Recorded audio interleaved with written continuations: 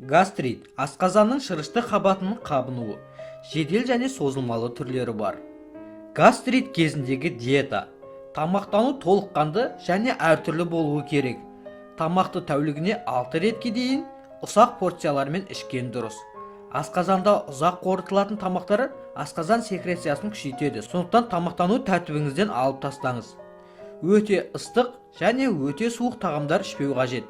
Гастрит кезінде рұқсат етілмейтін тағамдар: ет және балықтың майлы өнімдері, маринадтар, тұздаулар, дәмдеуіштер, жаңа піскен нан өнімдері, тары, құймақтар, тоқаштар, қатты клетчаткалы көкөністер, саңырау құлақтар, қатты қабықты көкөністер және піспеген жемістер, қышқыл жеміс-жидекті шырындар, шоколад, какао, кофе, қою шай, газдалған сусындар гастрит кезінде қолданылуға болмайды. Гастрит кезінде рұқсат етілген тағамдар, яғни қолдануға болатын: майсыз ет және балық, тұтас піскен жұмыртқа, қышқыл емес жаңа әзірленген сүзбе, ірімшік, кептірілген бидай наны, ақ кепкен нан, майсыз печенье, жақсы езілген ботқалар, ақ ұннан бермешел және кеспе, көкөністі және картоп езбесі, салаттар, сұйылмай қосылған винегрет, қышқыл емес жеміс-жидекті шырындар жұмсағымен бірге, сүт және сүт өнімдері, майлы айран, йогурттар, көмір қышқылсыз сілтілі минералды сулар,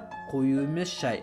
Осы аталғанның барлығы гастрит кезінде қолдануға рұқсат етілген.